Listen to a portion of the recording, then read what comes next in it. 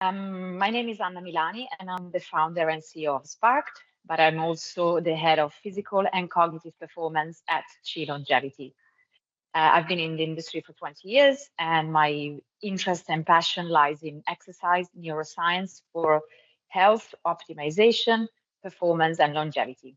When I was close to turning 40, I just realized how brain health is so important.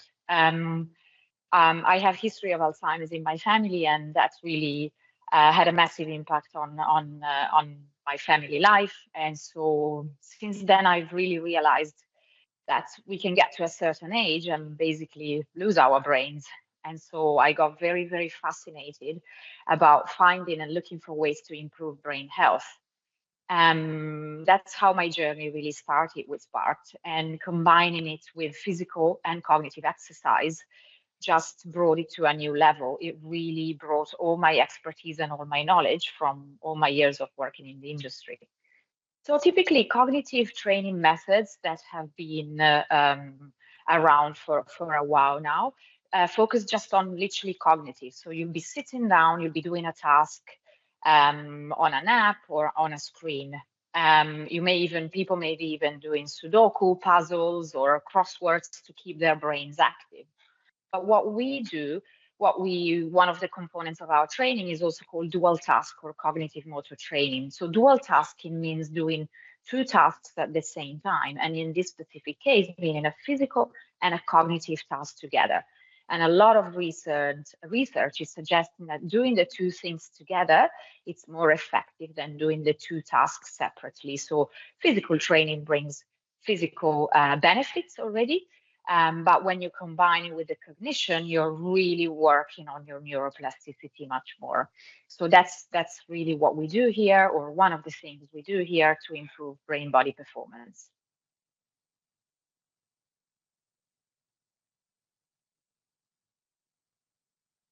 Yeah, so we look at cognition in general, okay, and one of our main so we look at cognition overall and physical health overall, and we work on different aspects of cognition and different aspects of physical activities, combining them. So we are very 360-degree approach, both physically and cognitively.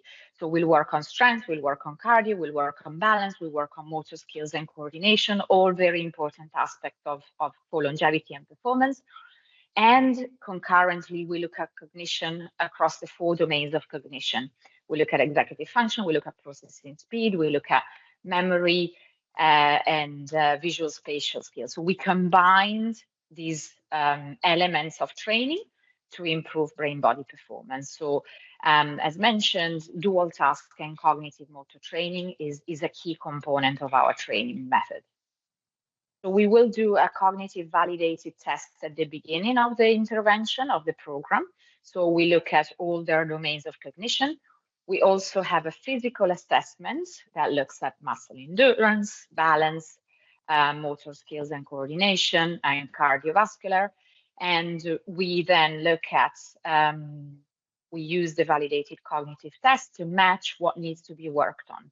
And then across the journey, at regular intervals, we will reassess clients to make sure they're progressing or at the very least maintaining. We have certain technologies, predominantly screens, whereby participants will play different games. They could be simple reaction games, or they could be more sophisticated games that tapped deeper into cognition. So on executive function, we have games whereby they are doing a lot of focusing, for instance, or they're using their vision, they're using depth perceptions, they're processing information. We're also looking at peripheral vision. But from there on, we tap into cognition by giving them different tasks and drills that tap into that. So we may be doing memory games. We may be doing more reaction time games. We may be doing more complex games like maths and so on. And so the technology we use help us objectively track, but also make the training more fun, more gamified, and just more engaging, really. So yes, these are predominantly the technologies we use. With across the tech we use and across the training methods we use, we will have drills that are more memory based, and these could be visual memory, these could be working memory, this could be semantic memory, episodic memory, and other tasks and drills that we administer that are a bit more complex. So they may be go no go games, they be mathematical games, they could be verbal ability games, and so on and so forth. So yes, they tap into different aspects of cognition to allow for an improvement. So we can combine audio games with a physical game. We can combine a visual game with also a physical game. We do look at we look at speed of tracking. We look at eye-hand coordination. We look at reaction time. There are certain markers we are currently looking at. There's more and more research coming out, and as we collect more data, we'll be able to be more fine-tuned in our intervention, and we will be more able to sort of predict and give better outcomes. Who will have more benefits or will see more benefits or more results is typically older clients. Why? Because their cognition has already regressed, and therefore when they start training, you see more results. It's like someone going to the gym and doing muscle training, and they have not trained for a long time and they are very weak. They will see an improvement very fast. However, this type of training is really, really beneficial at all levels for performance with corporates. So with those clients, we can really go deeper into what their goals are at work and in life. So yes, I mean, I say everybody, but we do tend to see a lot of corporates being interested in this type of training for performance reasons. And longevity clients, of course, clients that are interested in their overall health and want to really optimize. They want to be beyond average. They want to decline slower than their friends. We definitely have. We've seen objective improvements, but what matters to us most is subjective improvements when people feel better in their everyday life. People that may have been recovery for neurological conditions or surgeries or decline, or people that just report a better sense of performance in their everyday life activity, whether it's at work or in life as mothers with their children, or in work being able to be more focused, have more attention, being able to multitask, for instance. So yes, we definitely have seen improvement.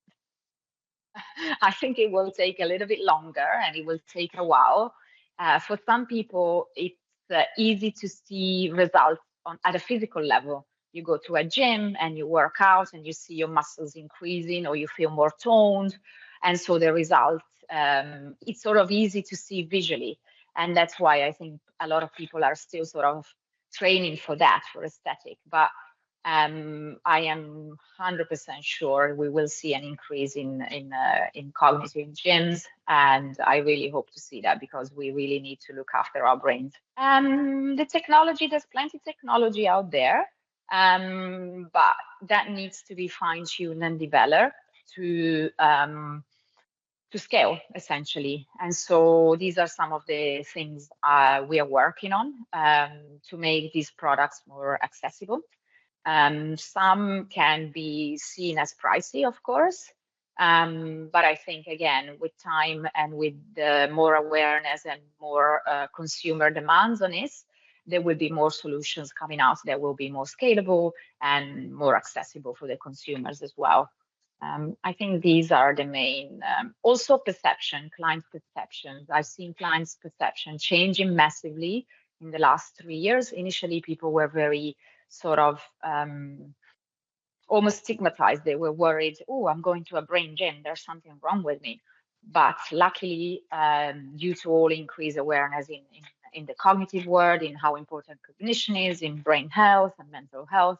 I've seen a change in trend, and I'm very excited to see more people adopting it, more people being open to it, and more people realizing this is not just for people that have condition. This is really to maintain my own brain health, and not only that, to optimize it and perform better.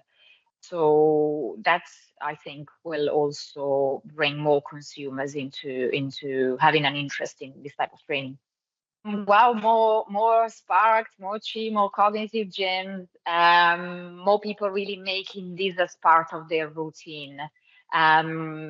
People can continue to do their own workouts and vary it as much as possible, but I would really want to see people being just way more aware of it and integrating it in their own current routines, just because it can massively improve their own lives, their own brain health, and therefore, in my opinion, their mental health.